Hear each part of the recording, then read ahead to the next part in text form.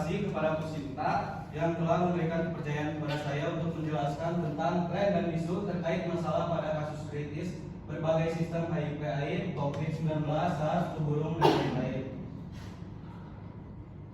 Di sini ada tren dan isu terkait masalah pada kasus kritis berbagai sistem HIV, COVID, SARS, flu, dan lain-lain.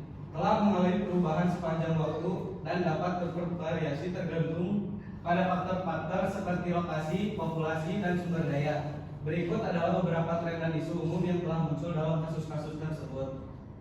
Di sini ada penyebaran global. Semua penyakit tersebut telah secara global dengan penyebaran yang paling signifikan terjadi di negara-negara berkembang. Penyebaran ini seringkali terkait dengan faktor-faktor seperti kemiskinan, kurangnya akses ke perawatan kesehatan, dan kurangnya pendidikan kesehatan. Di sini ada ketahanan antibiotik. Dalam kasus seperti HIV/AIDS, SARS, ketahanan antibiotik telah menjadi masalah yang semakin signifikan. Hal ini telah menyebabkan kebutuhan untuk mengembangkan obat-obatan baru dan strategi pengobatan yang lebih efektif. Di sini ada ketahanan obat. Dalam kasus-kasus seperti HIV dan COVID, ketahanan obat telah menjadi masalah yang semakin signifikan. Hal ini telah menyebabkan kebutuhan untuk mengembangkan obat-obatan baru dan strategi pengobatan yang lebih efektif.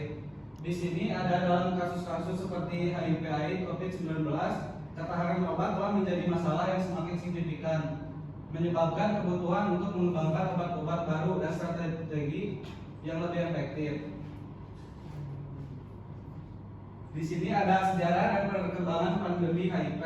Awal tahun 80-an, kasus-kasus pertama AIDS dilaporkan di Amerika Serikat, terutama di laki-laki kalangan homoseksual.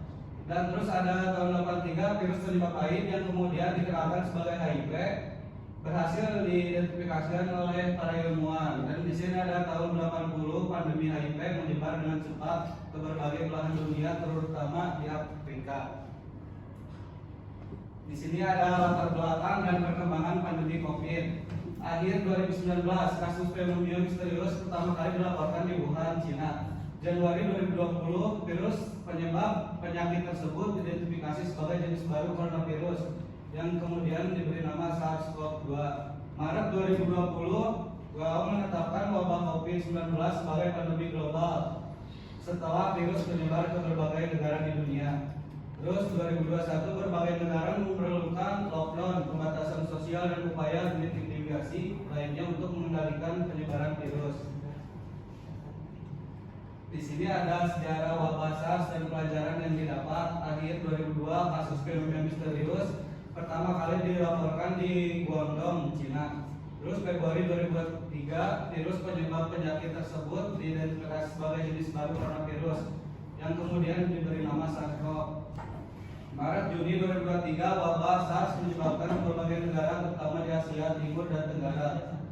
Terus total kasus SARS dikonfirmasi sebanyak 8.098 kasus dengan 774 kematian. Terus ada yang ingin dipertanyakan? Bang, apa saja faktor yang perlu dipertimbangkan saat mengembangkan terapi diet dalam kasus kritis?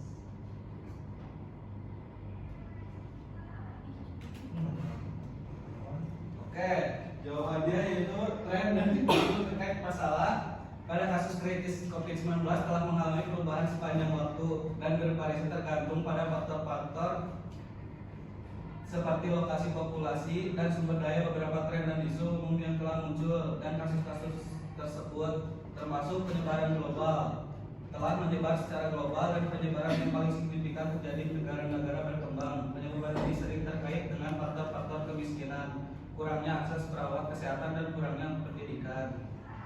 Cukup, Pak? Oke, baik. Di sini ada kesimpulannya. Kemunculan penyakit menular baru yang disebabkan oleh patogen baru dan mutasi patogen yang ada. Penyebaran penyakit yang tidak merata secara geografis dengan prevalensi lebih tinggi di negara-negara berpenghasilan rendah menengah. Baik, sekian dari saya. Assalamualaikum warahmatullahi wabarakatuh.